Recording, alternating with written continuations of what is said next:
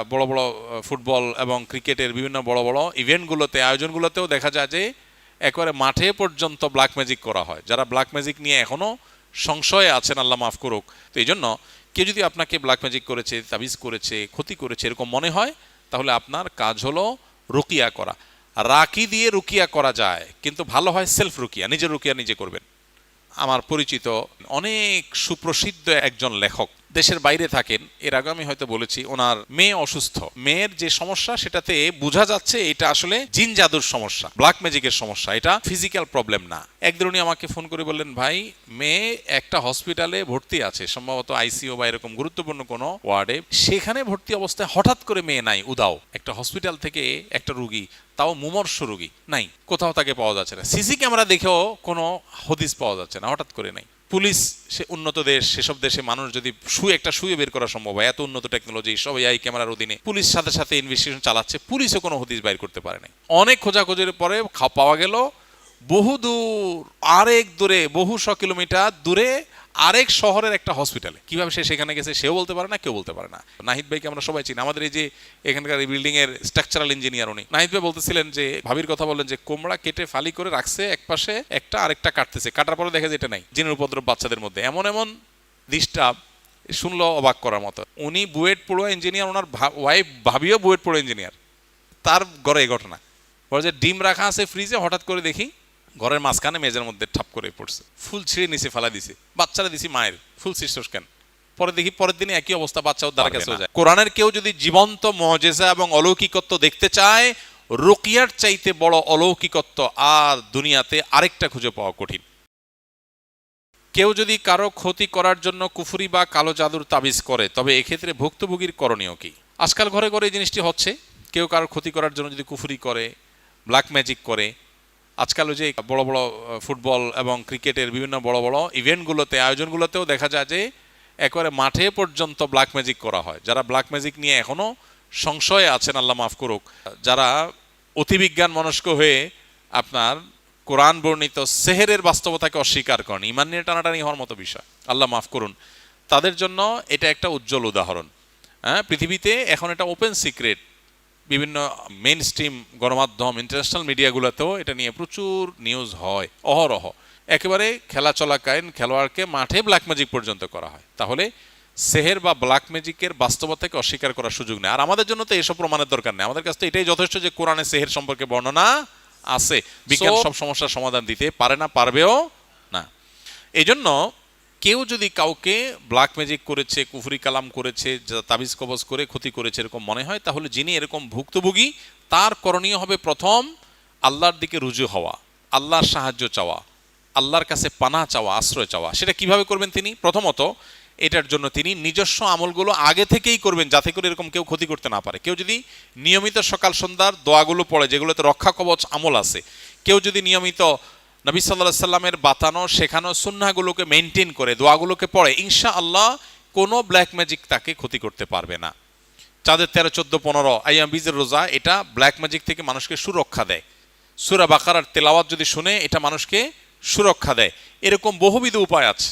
আমরা আমাদের আসুন্নাহ ফাউন্ডেশন থেকে একটা ছোট লিফলেট প্রকাশ করেছি এই রুকিয়া প্রসঙ্গে। কেউ যদি নিজেকে সুরক্ষিত রাখতে চায় এই সমস্ত ব্ল্যাক ম্যাজিক, বদনজর ইত্যাদি থেকে, তার জন্য কিছু গাইডলাইন দেওয়া আছে। এটা যে কেউ আমাদের ওয়েবসাইটগুলো থেকে ফ্রি ডাউনলোড করে নিতে পারেন, আর ফাউন্ডেশন থেকে সরাসরি কেউ জোগাড় করতে পারেন। স্কিলের ভাইদের জন্য আমাদের দাওয়ার টিমের ভাইরা এই কাগজটা ফাউন্ডেশন থেকে জোগাড় করে সবাইকে দেওয়ার ব্যবস্থা করবেন ইনশাআল্লাহ। তো এখানে কিছু গাইডলাইন দেওয়া আছে, এটা ফলো করতে পারেন। আর যদি আপনি ইফেক্টেড হয়েই যান, কেউ আপনাকে ক্ষতি করে ফেলেছে, তাইলে আপনি রুকিয়া করবেন। রুকিয়া মানে ঝাড়ফুঁক। কোরআনে কারিমের সিলেক্টিভ আয়াত পড়ে ফু দিবেন নিজের শরীরে, পানিতে, খাদ্যে, পানীয়তে, এবং নিয়ত করে ওই আয়াতগুলো পড়বেন, আল্লাহর কাছে দোয়া করবেন, আল্লাহ তাআলা হেফাজত করবেন। কোরআনের কেউ যদি জীবন্ত মুজিজা এবং অলৌকিকত্ব দেখতে চায়, রুকিয়ার চাইতে বড় অলৌকিকত্ব আর দুনিয়াতে আরেকটা খুঁজে পাওয়া কঠিন। এক আল্লাহর বান্দা, আমার পরিচিত, নাম বললে আপনারা অনেকেই চিনবেন, অনেক সুপ্রসিদ্ধ এখন একজন লেখক। তার লেখালেখি ধাঁচ ধরন দেখে দীর্ঘকাল থেকে আল্লাহর বান্দা দেশের বাইরে থাকেন। এর আগে আমি হয়তো বলেছি, ওনার মেয়ে অসুস্থ। তিনি বিভিন্নভাবে আমার নাম্বার জোগাড় করার চেষ্টা করেছেন। এটা যখন আমি টের পেয়েছি, আমি নিজে থেকে তার নাম্বার জোগাড় করে তার সাথে আমি যোগাযোগ করেছি। পরে আমি তাকে কিছু পরামর্শ দিয়েছি, এর বাইরে আরও কিছু ভাইরাও তাকে পরামর্শ দিয়েছেন। মেয়ের যে সমস্যা সেটাতে বোঝা যাচ্ছে এটা আসলে জিন জাদুর সমস্যা, ব্ল্যাক ম্যাজিকের সমস্যা। এটা মেডিকেল রিলেটেড ইস্যু না, নর্মাল আপনার শরীরের অসুবিধা অসুস্থতা না, এটা স্পিরিচুয়াল প্রবলেম, এটা ফিজিক্যাল প্রবলেম না, এটা মোটামুটি বোঝা যাচ্ছে। কিন্তু যেহেতু ওই যে বিজ্ঞান এটাকে স্বীকার করে না, এই জন্য ডাক্তাররা ওখানে তাদের যা আছে শারীরিক ট্রিটমেন্টের জন্য তারা ওইগুলোই করতেছে, দীর্ঘদিন ধরে করলেও কোনো ভালো হওয়ার নামগন্ধ নাই।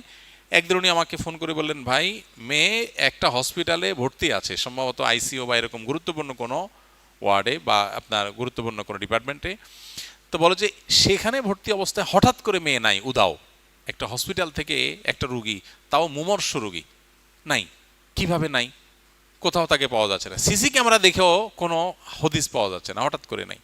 পুলিশ, সে উন্নত দেশ, সেসব দেশে মানুষ যদি একটা শুয়ে বের করা সম্ভব হয়, এত উন্নত টেকনোলজি, সব এআই ক্যামেরার অধীনে, পুলিশ সাথে সাথে ইনভেস্টিগেশন চালাচ্ছে, পুলিশও কোনো হদিস বাইর করতে পারে নাই।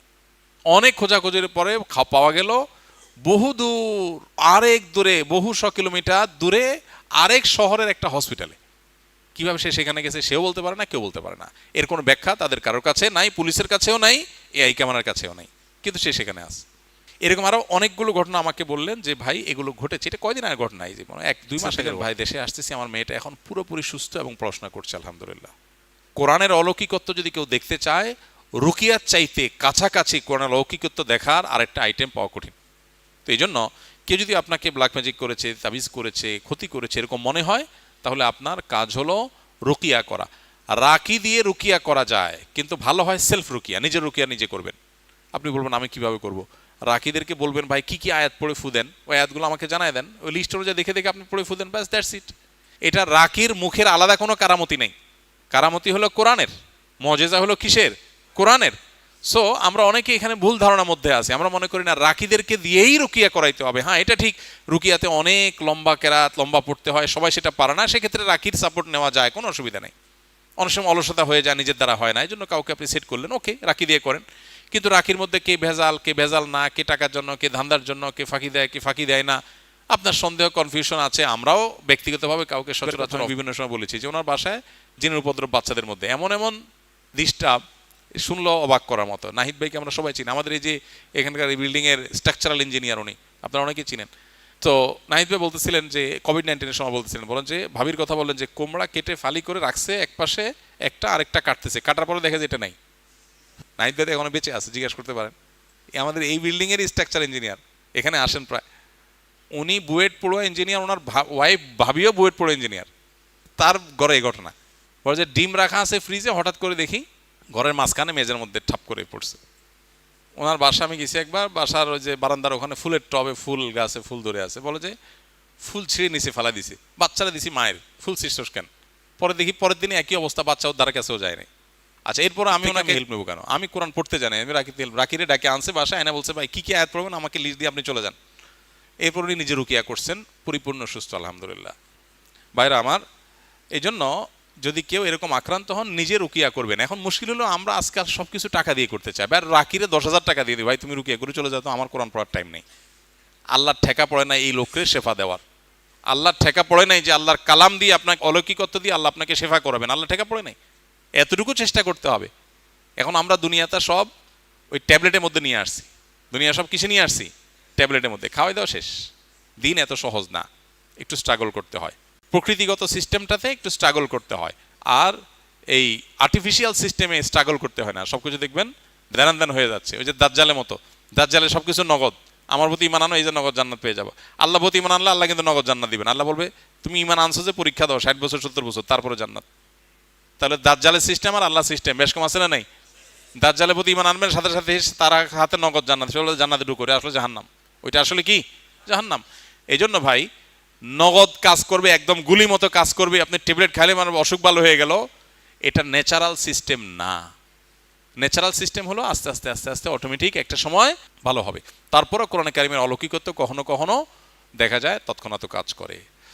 তাহলে যিনি আক্রান্ত হয়েছেন তিনি নিজে রুকিয়া করবেন বা রাকিদের শরণাপন্ন হবেন, ইনশাআল্লাহ তাআলা তাকে শেফা দান করবেন, তিনি শুধু কারো পরামর্শ নেবেন।